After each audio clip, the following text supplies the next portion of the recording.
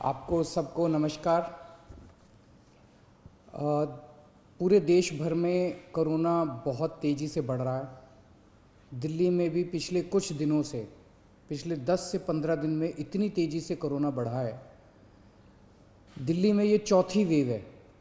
इसके पहले 3 वेव्स दिल्ली के अंदर आ चुकी है और हम सब दिल्ली वासियों ने मिलके उसका बड़े अच्छे से मुकाबला किया और वो ठीक हो गया। अब ये चौथी वेव आई है जो बेहद ख़तरनाक है, बहुत तेज़ी से बढ़ रहा है। इतना तेज़ी से बढ़ रहा है कि बहुत सारे लोगों की समझ के बाहर है। जैसे कुछ दिन पहले तक, मिड मार्च तक लगभग 200 से भी कम केस प्रतिदिन आने चालू हो गए थे, इतना कम हो गया था। और कल के 24 घंटे की जो रिपोर्ट अभी थोड़ी देर में आज शाम तक पब्लिश होगी, दिल्ली में 10,732 केस पिछले 24 घंटे में आए हैं। 10,732 केस पिछले 24 घंटे में। उसके पिछले 24 घंटे में 7,900 केस आए थे। उसके पिछले 24 घंटे में 8,521 केस आए थे। मतलब आप देखिए कि पिछले 3 दिन के अंदर ही कितनी तेज़ी से बढ़े हैं। पहले 2 दिन लगभग 8 साढ़े 8 हज़ार केस थे और कल 24 घंटे में 10,732 केसेस आए हैं। इसके ऊपर स्थिति बेहद चिंताजनक है, इसमें कोई दो राय नहीं है। लेकिन आपकी सरकार पूरी तरह से स्थिति पे नज़र रखे हुए, मैं स्वयं इसके ऊपर नज़र रखे हुए हूँ और जो भी करने की ज़रूरत है हम वो सब कर रहे हैं, सबका सहयोग ले रहे हैं। इस वक्त हम मोटे मोटे तौर पे 3 स्तर पे काम कर रहे हैं। एक है कि किस तरह से कोरोना को फैलने से रोका जाए। इसमें ख़ास तौर से सरकार अकेले बहुत कुछ नहीं कर पाएगी। दिल्ली वासियों को, आपको सबको इसमें सहयोग देना पड़ेगा। आपने पहले भी बहुत सहयोग दिया, हर बार सहयोग दिया। हर बार जब भी वेव आई, दिल्ली के लोगों ने बढ़ चढ़ के सहयोग दिया, किसी और के लिए नहीं।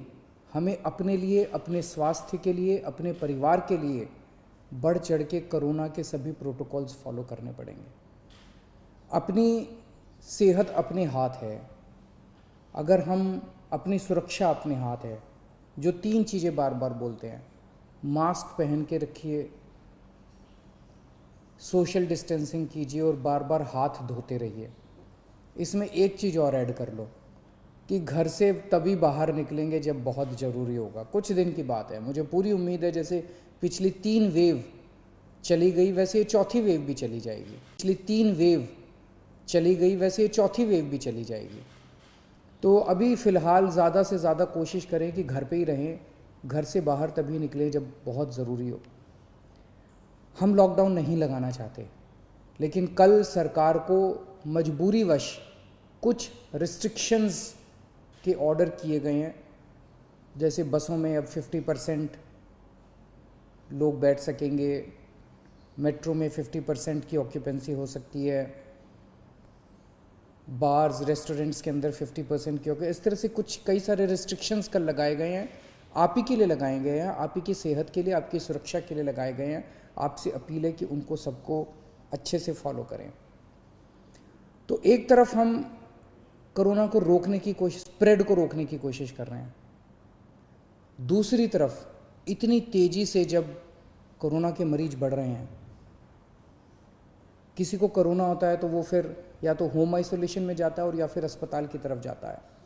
हम चाहते हैं, पूरी कोशिश कर रहे हैं और पूरा इंतज़ाम किया है कि जब कोई अस्पताल में जाए, उसे अस्पताल की ज़रूरत पड़े, इलाज की ज़रूरत पड़े, तो उसे दिल्ली के लोगों को बेस्ट से बेस्ट इलाज मिलना चाहिए। किसी तरह की बेड की कमी नहीं होनी चाहिए, ऑक्सीजन की कमी नहीं होनी चाहिए, वेंटिलेटर की कमी नहीं होनी चाहिए। उसका सारा इंतज़ाम हम लोग कर रहे हैं। नवंबर के महीने में हम एक पीक देख चुके हैं। नवंबर के महीने में जो पीक आई थी वो 8,500 केसेस की थी। आज हम ऑलरेडी 10,700 केसेस क्रॉस कर चुके हैं। तो ये नवंबर से भी ज़्यादा ख़तरनाक इस वक्त की पीक है। तो हॉस्पिटल, कल मैं LNJP हॉस्पिटल गया था उसका मुआयना करने के लिए। सभी डॉक्टर्स से, नर्सेज से बात हुई, वहाँ का सारा जायज़ा लिया। मैं पूरे दिल्ली वासियों की तरफ से अपने डॉक्टर्स को, नर्सेज को, पैरामेडिक स्टाफ को, सबको हाथ जोड़ के सैल्यूट करना चाहता हूँ, धन्यवाद देना चाहता हूँ कि पिछले 1 साल से लगे हुए हैं वो लोग। उन्होंने अभी भी पूरी तन्मयता के साथ वो लोग लगे हुए हैं। कल उनसे सबसे बात की, हम पूरी तरीके से हॉस्पिटल मैनेजमेंट के ऊपर ध्यान दे रहे हैं। कुछ लोगों के मेरे पास मैसेजेस आए पिछले कुछ दिनों के अंदर कि सर हम इस अस्पताल में गए, इधर बेड नहीं मिल रहा, उसमें गए, उसमें बेड नहीं मिल रहा। वो ऐप जो हमने हॉस्पिटल बेड्स का जारी किया था कुछ महीने पहले, पिछली जो पहली वेव आई थी जून के महीने में, 6 महीने पहले, वो ऐप आज भी काम कर रहा है। तो अगर आपको अस्पताल की ज़रूरत है, अगर आपको कोरोना हो गया, अस्पताल जाने की ज़रूरत है, तो किस अस्पताल में बेड अवेलेबल है वो आप अपने ऐप से देख लीजिए।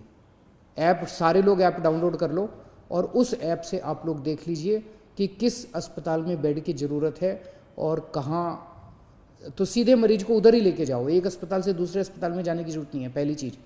दूसरी चीज़, कुछ लोग केवल प्राइवेट अस्पतालों की तरफ दौड़ रहे हैं। प्राइवेट अस्पतालों में बेड थोड़े कम होते हैं। अब दिल्ली के अंदर पिछले 5 साल में आपकी सरकार ने मिलकर दिल्ली के सरकारी अस्पतालों को बहुत शानदार कर दिया है। दिल्ली के सरकारी अस्पतालों में बहुत अच्छा इलाज हो रहा है। पैसे वाले लोग भी दिल्ली के सरकारी अस्पतालों में जा रहे हैं। मेरी आप लोगों से निवेदन है कि सब लोग प्राइवेट अस्पतालों की तरफ मत दौड़िए।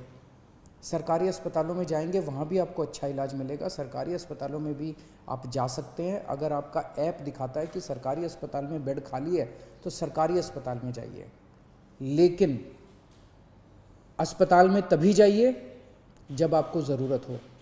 अगर सब लोग अस्पतालों की तरफ दौड़ने लग गए, अस्पताल कम पड़ जाएंगे। अगर सब लोग अस्पतालों की तरफ दौड़ने लग गए, बेड कम पड़ जाएंगे, आईसीयू कम पड़ जाएंगे, वेंटिलेटर कम पड़ जाएंगे। तो अगर आपको अस्पताल की ज़रूरत है तभी अस्पताल में जाइए, वरना होम आइसोलेशन में रहिए। अस्पताल के बेड केवल सीरियस मरीजों के लिए रहने दीजिए। अगर आप एसिम्प्टोमेटिक हैं, अगर आपको सिंपल सिम्टम्स है, ज़्यादा बीमारी नहीं है, और अगर आप अस्पताल चले गए तो आपने एक बेड ऑक्यूपाई कर लिया जबकि आपका घर पे इलाज हो सकता था। और अगर कोई सीरियस मरीज आता है अस्पताल के अंदर, उसको बेड नहीं मिलेगा, उसको बाहर वेट करनी पड़ेगी, उसकी मौत हो सकती है, सीरियस मरीज की मौत हो सकती है, उसको अस्पताल की ज़रूरत है। इसलिए मेरी हाथ जोड़ के सबसे विनती है कि कई लोग मैंने देखा वो कहते हैं जी मैं तो अस्पताल जाके एडमिट हो जाता हूँ, घर में दूसरों का ना हो जाए। घर के अंदर होम आइसोलेशन कीजिए, हमारी टीम आपके घर आएगी, आपको सारा गाइडलाइंस वगैरह सब बता देगी, ऑक्सीमीटर दे के जाएगी, आपको बता देगी कैसे होम आइसोलेशन करना है, आपके साथ हम संपर्क में रहेंगे। दिल्ली के अंदर दुनिया का सबसे बेहतरीन होम आइसोलेशन का प्रोग्राम चल रहा है, उसका फ़ायदा उठाइए आप। तो इसमें आप सब लोगों की मेरे को सहयोग की ज़रूरत है कि जब तक अस्पताल में जाने की ज़रूरत ना हो, अस्पताल मत जाइए। अस्पताल के बेड सीरियस मरीजों के लिए खाली रखिए, ये सबसे ज़रूरी है इस टाइम। अपने को हॉस्पिटल मैनेजमेंट सबसे ज़रूरी है। दुनिया भर के अंदर मैंने देखा है किस तरह से अस्पताल कम पड़ जाते हैं। इतनी तेज़ी से फैलने वाली बीमारी है कि अस्पताल अगर कम पड़ गए तो फिर बड़ी दिक्कत हो जाएगी। मैंने पहले भी कहा था लॉकडाउन के लिए कि लॉकडाउन के पक्ष में मैं नहीं हूँ। मुझे लगता है कि लॉकडाउन कोरोना से जूझने का समाधान नहीं है। लॉकडाउन किसी भी सरकार को तब लगाना चाहिए जब उसकी अस्पतालों की व्यवस्था कोलैप्स कर जाए और उसको ज़रूरत हो कि लॉकडाउन से कोरोना की गति धीमी हो जाती है। अभी अस्पताल की व्यवस्था हमारे कंट्रोल में है, आपका सहयोग चाहिए। अगर आपका सहयोग मिलता रहा और अस्पताल की व्यवस्था काबू में रही, हमें दिल्ली में लॉकडाउन लगाने की ज़रूरत नहीं पड़ेगी। लेकिन अगर अस्पतालों के अंदर बेड्स की कमी होने लगी और अगर अस्पतालों के अंदर बेड्स नहीं मिलने लगे तो कहीं ऐसा ना हो कि दिल्ली में लॉकडाउन लगाना पड़े। हम दिल्ली में लॉकडाउन लगाना नहीं चाहते, आपका सहयोग चाहिए। और तीसरी चीज़ एक हम कर रहे हैं कि स्प्रेड नहीं होना चाहिए, दूसरा हॉस्पिटल मैनेजमेंट, और तीसरा वैक्सीनेशन। आज एक बहुत अजीब विरोधाभास है, कोरोना की दवाई आ गई है, वैक्सीन आ गया है, और उसके बावजूद कोरोना इतनी तेज़ी से फैल रहा है।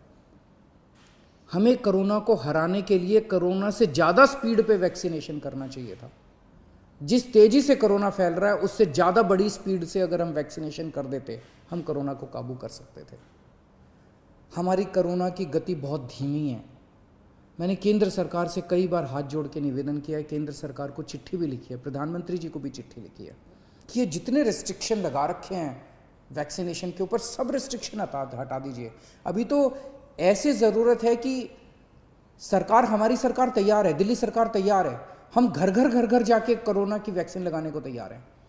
हमारे स्टाफ जो है वो घर घर जाके वैक्सीनेशन लगाने को तैयार है। 2 महीने 3 महीने के अंदर, मैं अभी मुख्यमंत्रियों की जब बैठक हुई उसमें और भी 2-3 मुख्यमंत्रियों ने कहा कि हम 3 महीने के अंदर पूरे अपने राज्य को कोरोना की वैक्सीन लगा देंगे, आप ये रिस्ट्रिक्शंस हटा दीजिए, 45 साल से ऊपर वालों को लगेगी। दिल्ली के अंदर जो मेरा डेटा है वो ये दिखाता है कि 65% मरीज दिल्ली के अंदर जो अब कोरोना के आ रहे हैं वो 35 साल से कम उम्र के हैं। तो अगर 65% मरीज 35 साल से कम उम्र के हैं तो कोरोना रुकेगा कैसे? कोरोना की साइकिल कैसे टूटेगी? वो तो तभी टूटेगी ना जब वैक्सीनेशन लगेगा।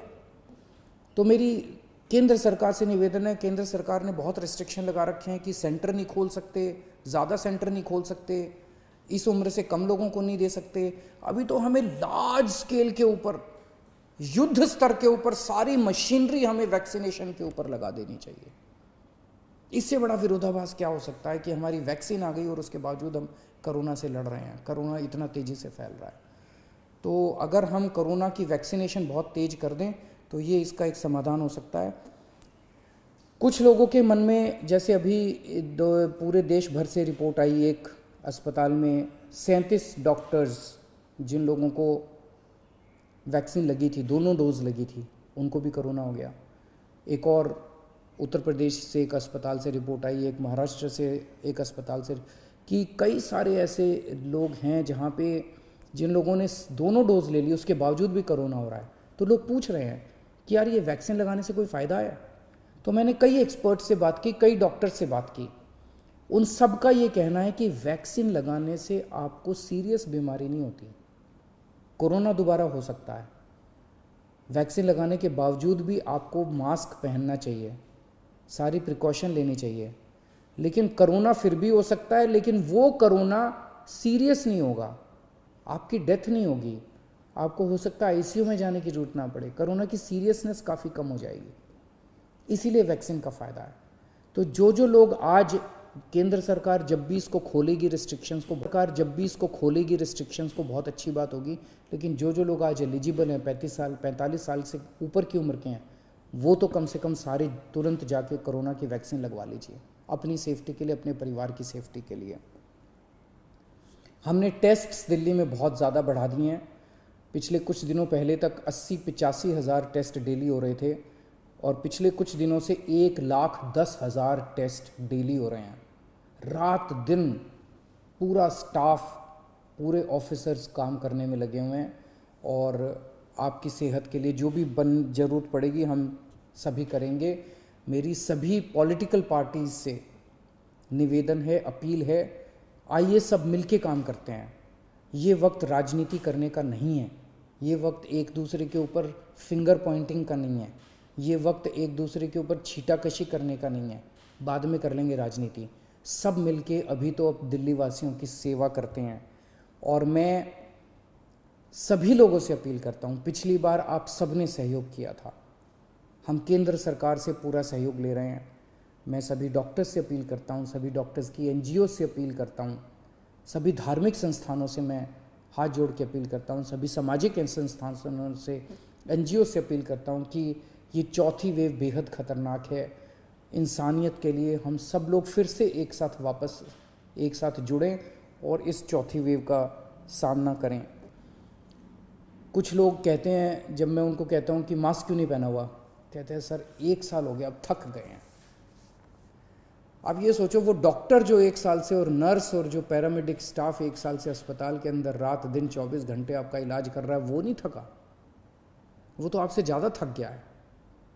अगर वो 24 घंटे पिछले 1 साल से काम कर सकता है, अपनी ज़िंदगी दांव पे लगा के कर सकता है, तो आप कम से कम मास्क तो पहन ही सकते हैं। और ये थकने से तो आप ही की ज़िंदगी खतरे में पड़ती है।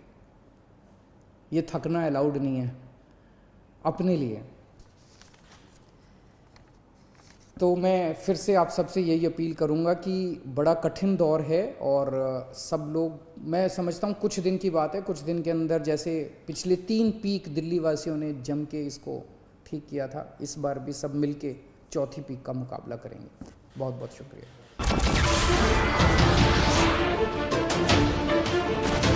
नमस्कार, मैं हूं मानक गुप्ता। अगर आपको हमारा ये वीडियो पसंद आया हो तो इसे लाइक और शेयर जरूर करें, और हाँ, हमें सब्सक्राइब और फॉलो करना ना भूलें ताकि आप देश और दुनिया की कोई खबर मिस ना करें। तो जुड़े रहिए हमारे साथ और देखते रहिए News 24।